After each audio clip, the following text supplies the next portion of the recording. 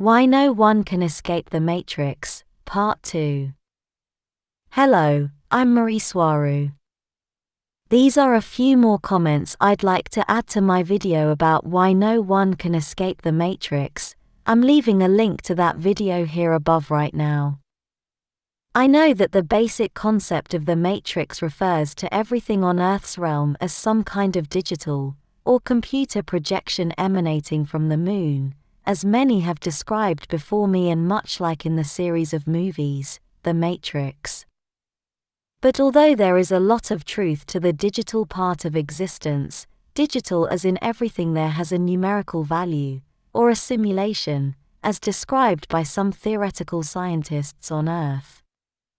The similarity with the movie The Matrix of 1999 is basically because everything that is made out of matter is made out of energy as well, being that they are the same thing, and everything, every particle, and every bit of energy holds a numerical value and a mathematical relationship with all the other particles around it. So much so, that matter and energy can be manipulated by many star races using very high technology, much as I have described in my video, consciousness, oneness, gravity, and the numerical universe. But besides that strict and literal numerical universe, what I'm referring to specifically is the entire world, or universe, a being forms or manifests for itself, using its perception, its awareness, and the agreements it formed with other beings like it.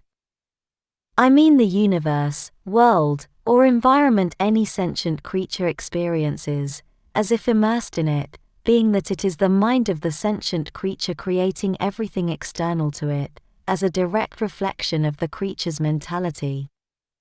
In simpler words, what I'm referring to as a matrix is the one our minds create, and not so much the literal numerical universe, although they are connected, and always will be connected. As each sentient creature can only interpret what it perceives as the world that surrounds it, using what it has learned before, using its mind, that is what interprets the shape of everything around it and gives it a value depending on who the creature is. Using an old example, a simple chair is for a human, a piece of furniture to sit on. It is a bed for a cat, food for a termite, and a mountain for an ant. So the matrix I was talking about is the one we all create, using the shared values and interpretations we've agreed on with other beings sharing the same world we are in. But each sentient creature will create its unique world, although it may hold many similarities with the one other people around it are creating for themselves. As each sentient creature or person has its unique point of attention, there cannot be two subjects with the same way of viewing, interpreting, and manifesting the world around them.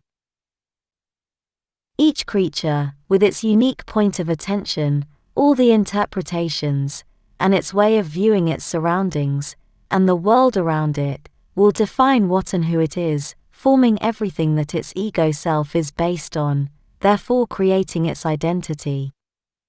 As its identity is created by the sentient creature's experience, all its values, its mentality, and personality will create the creature's personal matrix system. And this is exactly the matrix I'm referring to in my past video, and not the numerical one.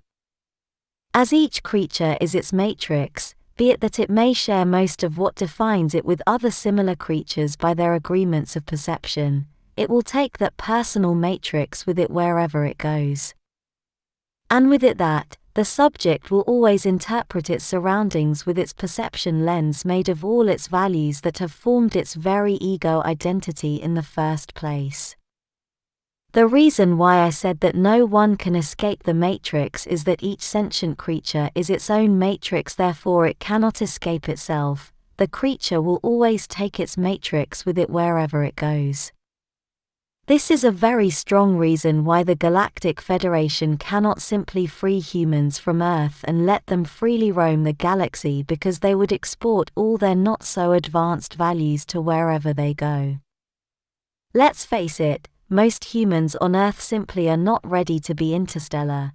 They are full of nasty bad habits, and I need not enumerate them for you, as you know them all very well. Although there are many elements common to all human, or Lyrian civilizations all around the galaxy, Earth civilization and culture are unique to that planet, and as many things are simply not so good, to place my statement lightly, it should stay contained where it is. But here I'm talking about not exporting the Earth's matrix, and all that defines it.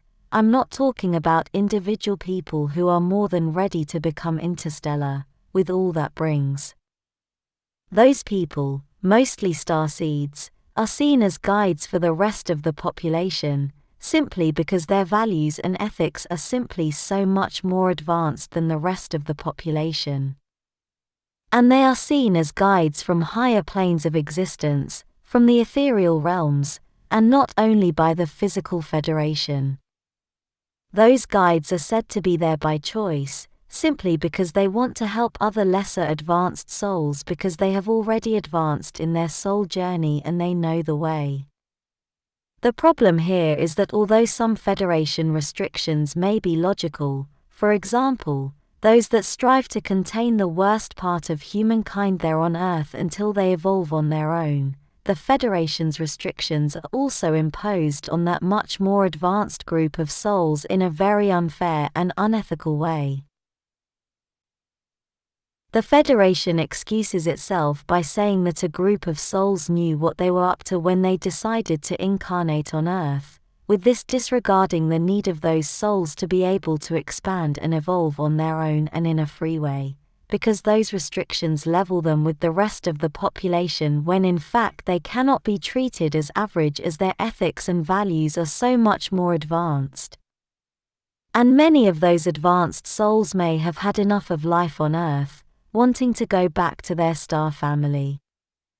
These Federation restrictions are containing them as in jail in an unfair manner because most of them are destined to finish their incarnation there before being able to go back to their star families.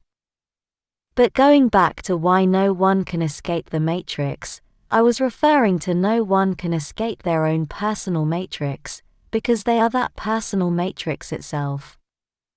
But this can also be seen as a very good thing, because it means each sentient person has full control over their world, over its matrix. Because although it will never be an escaping from that personal matrix, what they can do is evolve to form a much better personal matrix, not only in the next life but starting now and during the present incarnation. All that each sentient creature must do is work on itself, work on building its soul, and the world it perceives around it will change accordingly, as whatever it perceives as external to its ego self, in reality, is only a mirror creation, a reflection of who that soul truly is. And in a literal way, there is a form of escaping from the matrix, and it is to evolve past the ego, but never rejecting it, incorporating and assimilating it as part of who the subject is, not as who it is, but as a part as it is so much more. And much of that ego self is dissolved when a soul is in higher planes of existence, in the ethereal realms as they are so much closer to source. Although even there would have to be perception agreements of sorts, even though they would be extremely advanced compared to the perception agreements we have and share here in lower physical realms of existence, those could also be argued to be a form of matrix. In one way or another, we cannot escape from ourselves, from who we are, but we can evolve ourselves to be able to create a better personal and collective matrix. And that, as for escaping the matrix, could be good enough. Thank you for watching my video. See you next time. Take care and be wise. With much love. Mari Swaruu.